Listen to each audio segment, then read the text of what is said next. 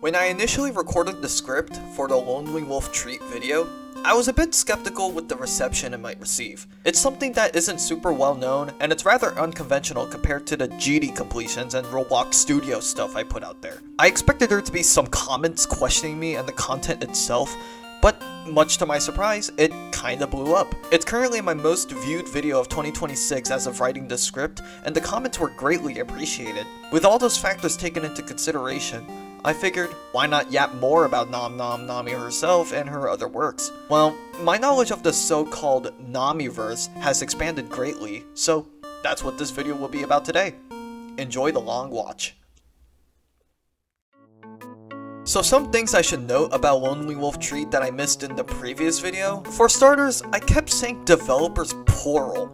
This passionate game, along with all the other projects I'll be bringing up, is being upheld by one person. Shoutouts to Nami consistently updating their games, comics, and website weekly, cause that type of motivation is damn rare. I'd be lucky if I were to update at maximum one of those projects within a consistent schedule. I've already disproved that multiple times. Another thing I wanted to comment on is the soundtrack. I sort of glossed over it in the previous video for some reason, despite it being one of the most chill, immersive OSTs I've heard in a game in some time. It's impossible to be in a bad mood when you turn this on. It's a cozy mix of nostalgia, peacefulness, and catchiness. What's more to love? Hell, I'm listening to this shit while writing the script. The character designs and personality should also not go unnoticed. The cast members are charming both appearance-wise and personality-wise, and chances are at least one of the characters will stand out to you based on looks alone, not exclusive to just Lonely Wolf Treat either. The humor is the icing on the cake. I don't know. I guess it's the fact some of the people here act exactly like how I would,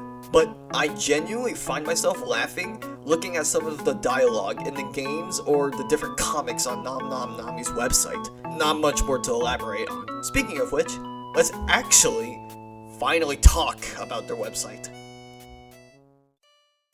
Nom Nom Nami's website consists of many different places to go to. For starters, we obviously have their collection of games that they've made and games that they've collaborated in with others. There's quite a few choices here, and even the smaller games have their spot. There are 2 games about syrup, which I believe the first one was also the first ever game Nami has released. Charm Studies is, well, charming. It's simplistic and it's all about Picross puzzles. Love me a good Picross puzzle from time to time, Loki. Nom Nom Nami even released a game like 4 days ago as of writing the script, called Escape from Wormwood, which provides a backstory about another character. Drop. Very interesting content. Give those games a shot. They also have a section for the music they've produced. The newsfeed provides an update log for all their projects, such as new games, new comics, channel updates, and other miscellaneous stuff. Amazingly, they also have merch. There's a physical copy of Bad End Theater for the Switch and a vinyl record for that game's OST. They also have Lonely Wolf Treat plushies, so spend away, you financially irresponsible laggards. All that being mentioned, I think the section I find myself returning to on the daily the most is the comics tab. In the comics tab, you can see there are multiple different online comics that you can read as a sort of time-killing activity. Another piece of candy consists of one-shot comics that are 3 panels long. It has been going strong since August 2016 and has over 450 different comics. Some of them are guest strips, in which fans can draw their own iteration of a comic using the characters within the Namiverse and submit it to the actual developer for whitelisting. The comic updates every Wednesday only, which as much as I would love for it to be 2 days a week rather than 1, I can understand why it's strictly set to this. All I'ma say is, overworking yourself and experiencing burnout is a nightmare. The blurb reads that this series of comics are strictly canon, and they're mostly for fun. Yet that also gives the developer an opportunity to share some fun facts about the whole cast. Moxie flunked high school. Time's favorite food is Chinese shumai dumplings. Treat's birthday is 8 days away from mine. Basil's corny. All in all, another piece of candy is like the primary comic out of the bunch.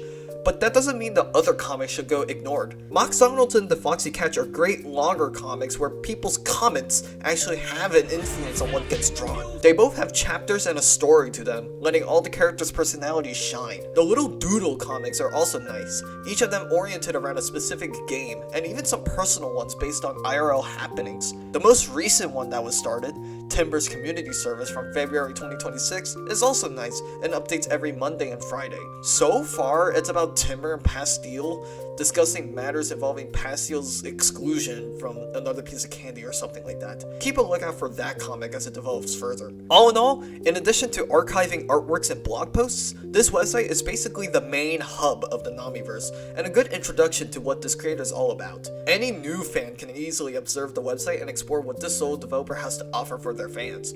Their dedication is unmatched. Well, except I wouldn't doubt some people stay away from her deliberately. Why do I say that? Unfortunately, this person has had a rough past that tarnished their reputation. Now, before you come at me with some comments accusing me of defending a bad person this whole time, let me at least summarize the whole drama that was happening with them. Now, I didn't do too much research on this, but I did read a lot of posts regarding the whole drama, and I've come up with my own conclusion. Supposedly, in late 2015, Nami was in a relationship with someone named Yo-Yo. Later on, it was revealed that Yo-Yo was a minor, and he accused Nami of grooming him. Here's the kicker though.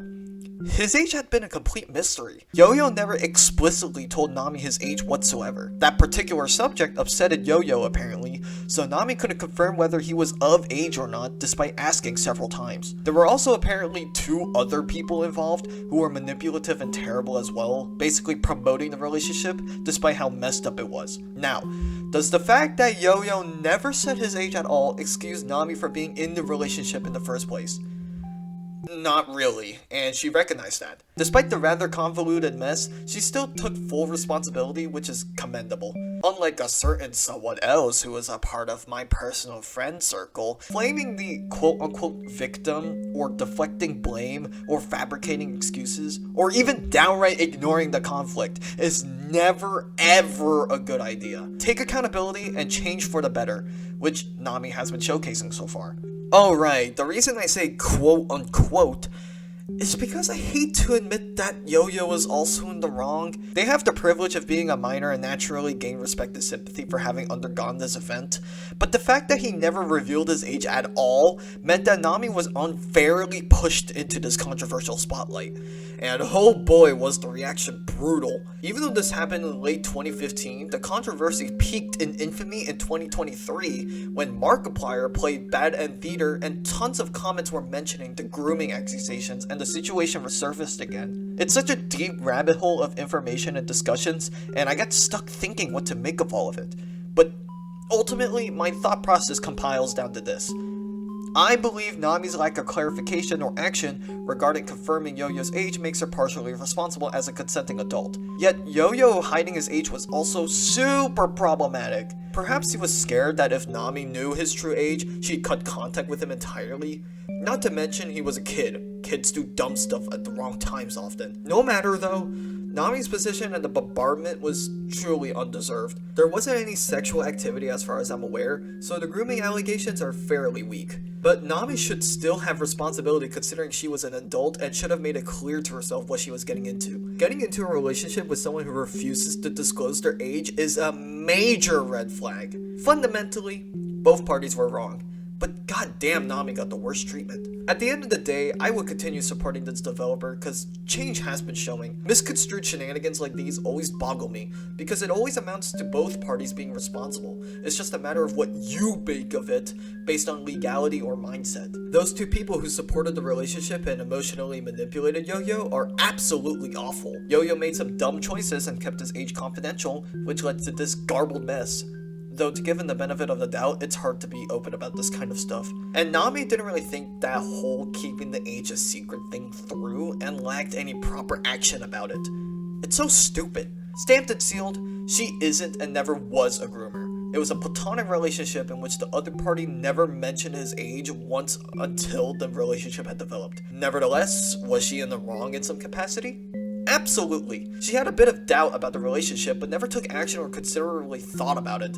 She just continued being involved with him. Although it's unfair to thrust her into the spot so quickly when half the people who say so didn't thoroughly read and process both accounts. Here, I managed to find some passages that perfectly encapsulate my 2 cents about it. Now Nami. From what I've read, Nami is in no way a victim here. She was consciously making the decisions for herself, and despite her worries for Yo-Yo's mental health and general well-being, it was absolutely up to her to confirm the age of Yo-Yo. But despite her actions, or lack thereof, Yo-Yo was deliberately avoiding the question because he knew that Nami would seize contact if she knew his true age, so both parties here are guilty. However, one is excused due to being a minor. The other, despite all points without context pointing to Nami being the one in the wrong, everything she says also points towards Yo-Yo not being outright clear.